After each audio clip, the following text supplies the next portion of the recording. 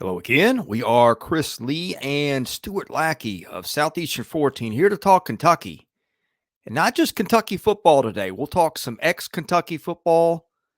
We'll talk about the Tennessee game, which was interesting, albeit a loss. We'll talk about the one this coming game. We'll talk about basketball. We'll talk about all kinds of stuff. Stuart, welcome to the show. Thanks for joining us again. Thanks, Chris. A lot going on in the world of Kentucky sports, so excited to get into it today. I like how I blanked on the upcoming game against Mississippi State. That happens. Sometimes if it's not in front of you, you just got to go with it. But There's anyway. that too. So yeah, we can cover all of it. Too many moving parts here some days. Our moving parts, however, are presented to you by BetOnline. The last of the major pro sports leagues is off and rolling. College basketball is ready to go as well. Anybody looking forward to college basketball in Lexington? Does that happen? Just a few people. Well, if you're interested in that, BetOnline remains your top spot for that. All your betting action and contests, NFL, college football, UFC, NHL, all in full swing. BetOnline is your number one source for wagering news, odds, trends, and prediction. All the hoops betting action, along with every sport available at your fingertips on both desktop and mobile access at any time. Head to BetOnline today. Use our promo code BELIEVE for your 50% off welcome bonus on your first deposit. BetOnline, where the game starts. All right. The game started here in Nashville with a bang. I'm referring to my Tennessee Titans, yours too, by the way. Absolutely. I got to be honest here. I used to be a season ticket holder. Then marriage and kids happened, and that went away with a lot of other stuff. But yes, I will occasionally get offers to go to games. Got 2 free tickets, could not give the other one away. It finally did, but it took a minute. My bar for expectations for Will Levis was pretty low for game one. And part of that is just their line could not block you and me. So I'm going into the stadium Saturday going, all right, maybe we get a bonus surprise here, maybe a little good news in the wake of a bad season. Holy cow, Stu. What was that? Will Levis was amazing. Well, a lot of things to unpack there because obviously I watched him for 2 years along with the rest of the Kentucky fan base.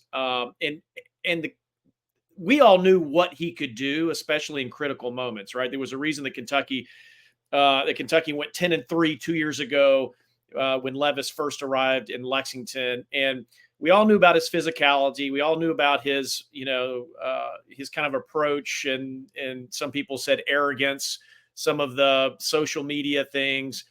But what people, I think, forgot, and the reason why Mel Kiper, I think, continue to say, hey, this guy's the number 2 quarterback on the board, don't overlook him, was just his ability to thrive in critical situations, to find a way. And when Tennessee grabbed him, and so many Tennessee fans, as you know, were just, completely against that pick. And, there was so much against this kid.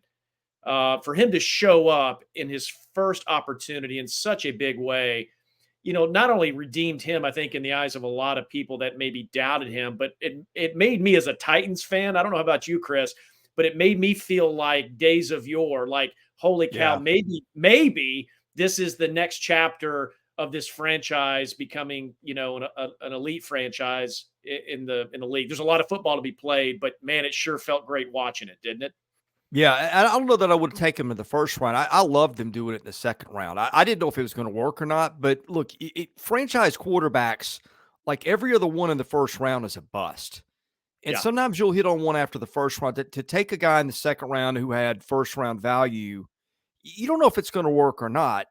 But I think if you can take the chance there, look, if he works out, now they can spend their draft picks on tackles and stuff like that they really need to.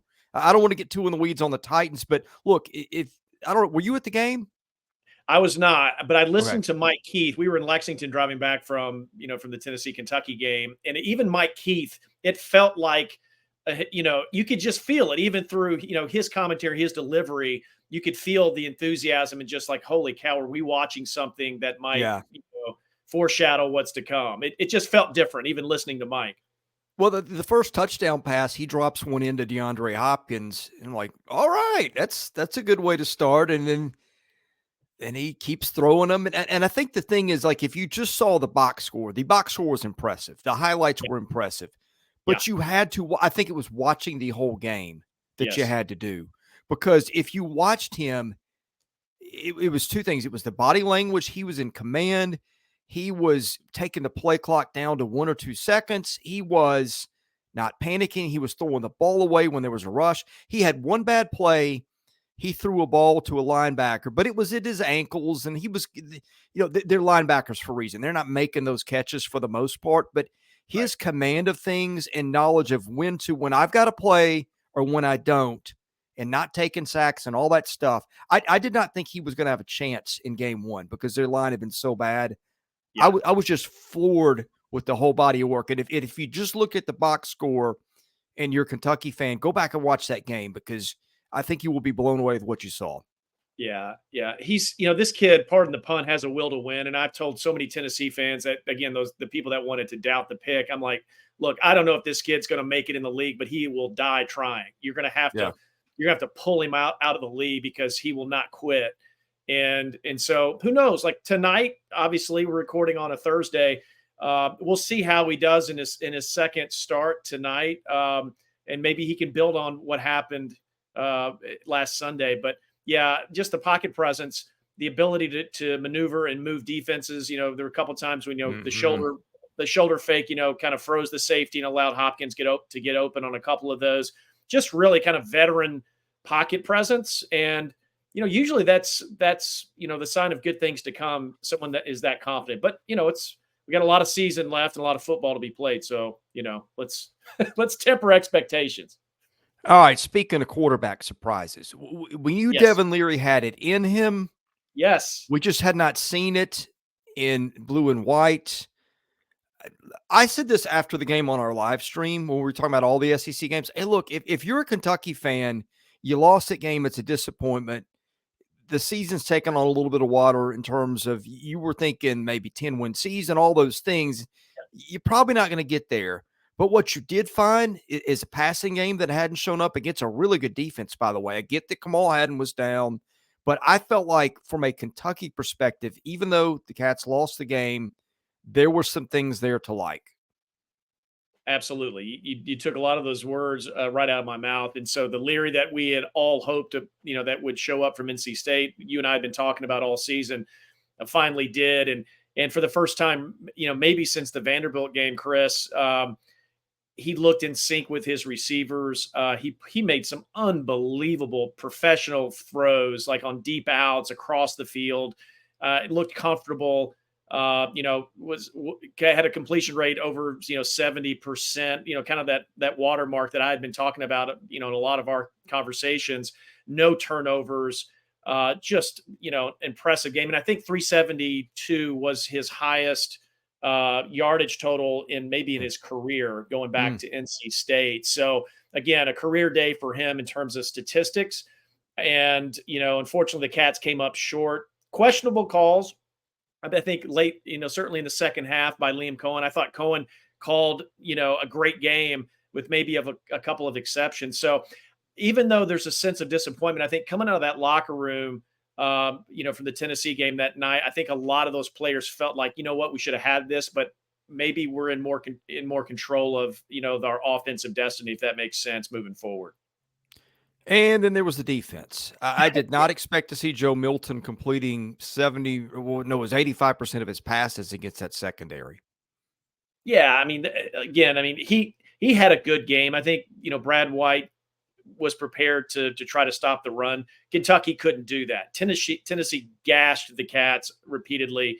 And you just can't allow a team to rush, for over 200 yards. I think in the first half, and expect to win it. And again, it could have been a lot worse, right? I mean, Tennessee settled Mhm. for some field goals, some drives. Just they just couldn't convert them to touchdowns.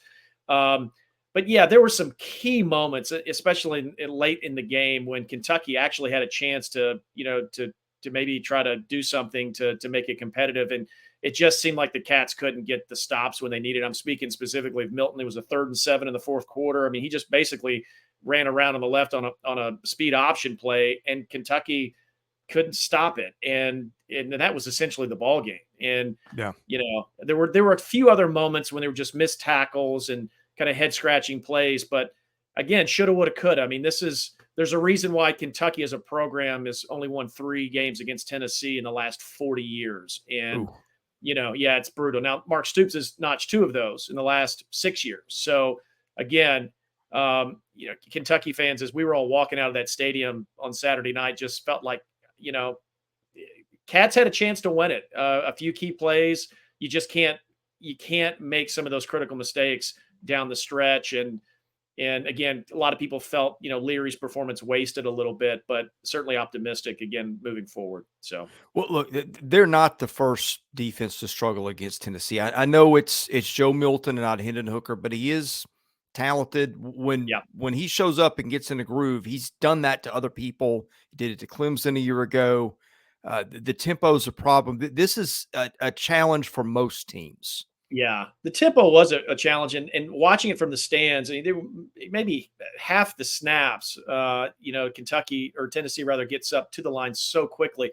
Kentucky's down linemen just weren't ready, and a lot of times they were standing up when the ball was snapped, and then had to. I mean, they had no shot to put any type of pressure on Milton at that point, right? They're a second behind the snap count, and it's just tough at that point, right? And then they're reeling. It's like, okay, what's going to happen next? But there were a few plays, predictable pass. Again, Kentucky just wasn't prepared, and it, unfortunate because again, there were a few moments where it had plays been made, gone a little bit differently. Cats could have walked out of there with a victory, and again, probably going to hopefully use that as motivation, down the stretch. Certainly this week against Mississippi State.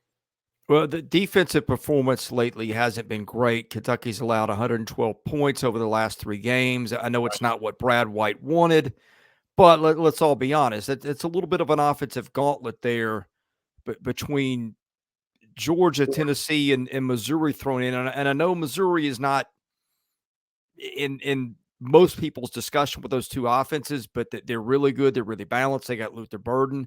This has also not been a very easy stretch for anybody to play. No. And here's the reality. If you had polled most Kentucky fans before this season, if Kentucky was 6-2 after the Tennessee game, they would have taken that. And I think a lot of people had predicted, hey, if we can get through that stretch, 6-2, Florida was in there. No one knew really what, how good or bad Florida was going to be at that point. I think Kentucky fans would have said absolutely. So they were so close. Again, it's just that it's the nature of the parity of college football this year. You and I've talked about that. Razor thin margins for error, and so many teams are that are 4-4 or 5-3 could very well be 6-2 or even better. And it's just the nature of the game this year. One other bright spot in that game, discipline has been a little bit of an issue at times. We've seen things just fall apart at the seams in the second half of a game or two for Kentucky. 4 penalties for 20 yards, no turnovers. Look, there was some griping from Knoxville on the officiating, but from a Kentucky standpoint, that's what you wanted to see. Yeah, and listen, officiating usually it works out. I mean, there was a really tough play at the end of the first half. Kentucky, had just scored. And then, Tennessee, I think, had 1 minute, maybe 45 seconds on the clock, and were able to go down and had a really controversial call on a deep out to extend the drive to give Tennessee a chance to kick that field goal. And they made it at the end of the half. And again, depending on how you interpret a replay, it looked like the kid bobbled the ball, and but the refs, kept the ruling on the field as a completed pass, and Tennessee was able to add 3 points going into halftime. And so, yeah. There was one sequence that in the second half where Liam Cohen chose to go Wildcat, and Ray Davis obviously took the snap for no gain. Second down, the Cats do an incompletion. And then on 3rd and 10, Leary, I think, went through his progressions, but, chose to throw the ball on kind of a deep fade route as maybe a third option, and it was incomplete. So Stoops elected to go for a field goal. I think it was, a 53-yard kick. And had he maybe just gotten 5 yards on a 3rd down, pass play, that kid is pretty automatic, that kicker, from 50 yards in. And Kentucky would have taken the lead with that kick. And that's what's so hard to believe, at that point in the game. But again, hindsight's 2020, and Kentucky ended up walking out of there with a loss. But yeah, it's certainly an exciting game. I will say this: the atmosphere in Lexington this weekend was electric. Keeneland's final weekend of the fall meet. The Kentucky basketball team played their first exhibition game on Friday night, which we were able to take in as well. And so, yeah, fantastic weekend to be in Lexington for sure. Well, I know that series with Mississippi State in Starkville has been not ideal for Kentucky. I know SEC West on the road for Mark Stoops. I think everybody knows the stats there. Not pretty, but look, throw all that out. Look at the matchup. I think there's a lot of things that favor Kentucky here, Stuart. I mean, State has had trouble defending the pass. I presume Rogers is playing, and then again this week, Mike Wright just is not a thrower. He's a guy who can run, but very one-dimensional. This feels to me like a good spot for Mark Stoops in Kentucky to get that breakthrough win on the road. Well, you would hope so. So back to your earlier comment, Mark Stoops has never won in Starkville since he's been coach. This is Kentucky's every year home and home SEC West opponent, right? And so he's never won in Starkville. This will be his last attempt to win an SEC West road game. He's never won an SEC West road game in his 11 seasons. And so, as the two division system in the SEC dissolves next year, this will be his last chance to do that. But back to your point, this is maybe the worst Mississippi State defense that Mark Stoops has faced. And so, if you look just kind of down the list, the defense is, 93rd in red zone defense. They're 120th in pass defense, nationally. They've allowed 28 points a game, and that includes that barn burner against Arkansas a few weeks ago. Western Michigan scored 28 points on this defense, right? Mm-hmm. And so it looks like, to your point, that the starter's not going to play. So what does that mean for the backup, right? And so Will Rogers out, Mike Wright transfer from Vandy, who very well, and historically has played well against Kentucky. But that was here at Vandy, not at Mississippi State. And so if Mark Stoops in Kentucky can score 28 to 30 points, they should win by double digits. But again, history, you can't ignore it. So I'm sure there are a lot of Kentucky fans kind of on the edge of their seat, hoping that Kentucky can break a 3-game winning streak down in Starkville. Are you ready to talk some hoops? Sure. Let's do it. It's funny usually, and this is a credit to Mark Stoops, right? Yeah. Any other year, you would not have been answering that question because we would have already been there on my doing. Yeah. That's just kind of how much he's changed the program. I do think that, and again, that's a credit to him. I know that people aren't happy with this or that. You had the NIL stuff, but look back on it to where it was a decade ago. He has taken this to a much different place. Sure. All right, basketball. Yeah. Not going to be long, just a few days before Kentucky trots out Justin Edwards, Aaron Bradshaw, DJ Wagner, that bunch for a season, adding Trey Mitchell from West Virginia. Yeah. Getting back Antonio Reeves, where look for a while he wasn't coming back. Yep. Look, the SEC at the top, I think there's 5 or 6 teams that could certainly win this league. And Kentucky, by my way of thinking, absolutely would be in that mix. Well, the preseason rankings don't suggest that they're a top 2 or 3 favorite, right? Because quite frankly, all of the unknowns with a heavy freshman laden team and roster, but had a chance to watch them against Georgetown College, and I'm going to make a number of remarks around that freshman piece, because in the first half they looked out of sorts. They looked a little rushed, missed a lot of shots. But anybody that watched this team play their exhibition slate in Canada back in August knows how talented this team it really is.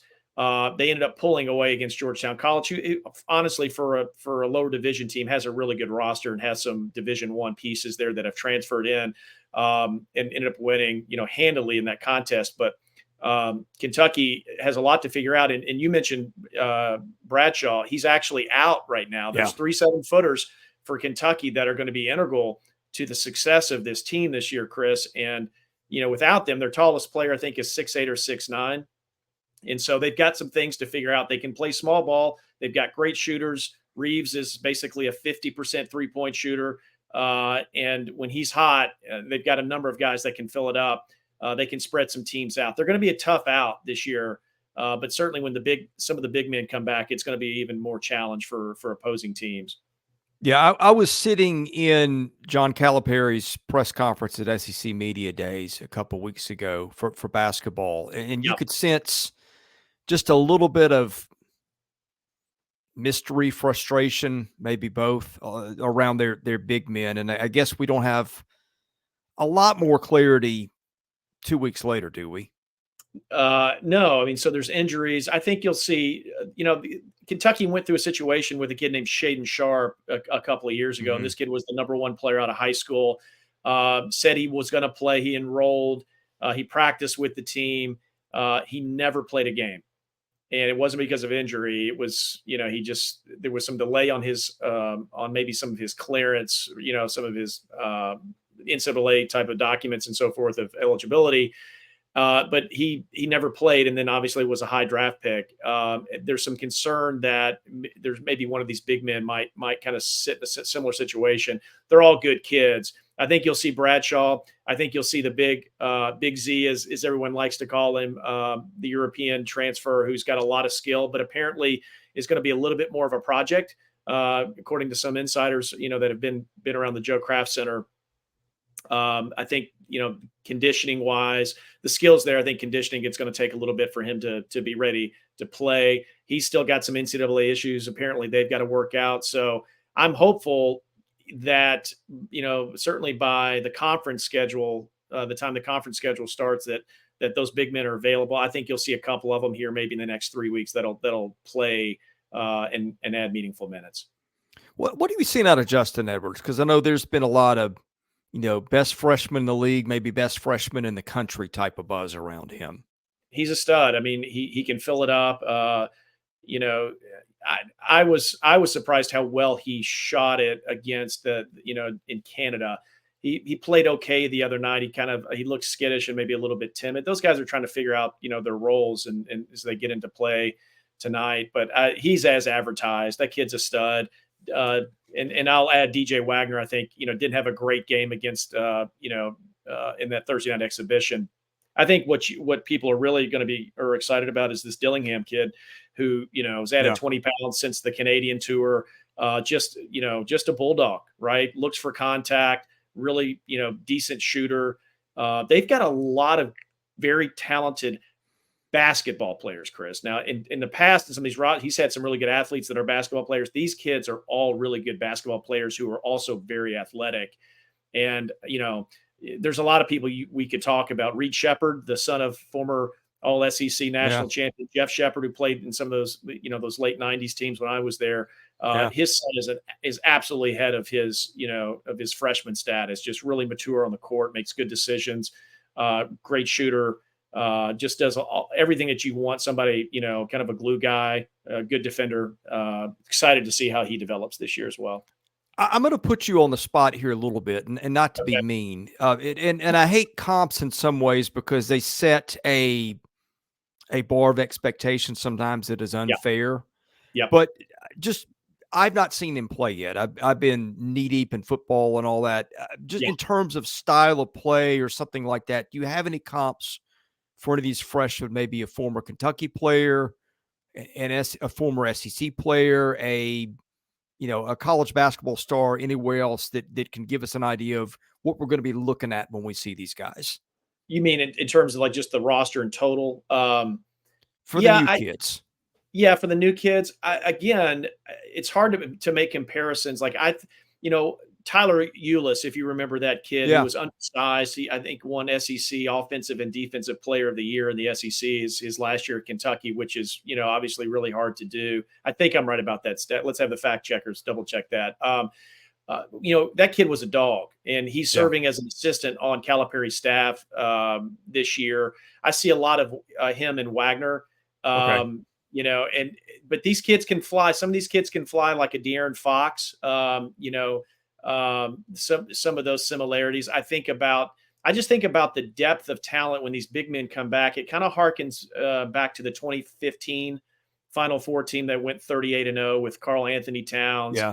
Cauley Stein, the Harrison twins, Devin Booker, Ulyss. There were a number of other kids on that roster that played at a high level. If those three kids come back, Calipari could, if he wanted to, do some type of modified platoon system where you have essentially two starting fives. The team is that deep. Yeah. They'll go 8 or 9 deep in terms of kids that can play meaningful minutes and contribute on the court. So I would make the 2015 comparison in terms of depth. I don't know if they're quite that talented yet. We'll know more here pretty soon as that non-conference slate heats up.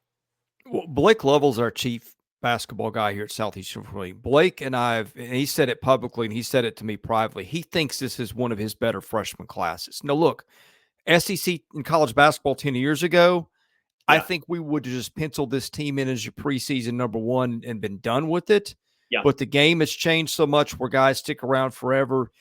It's kind of hard to pick them. I mean, you can, of course, but Right. you've got Tennessee and Texas A&M sitting there coming off great years with most of those guys back. In A&M's case, almost all of them.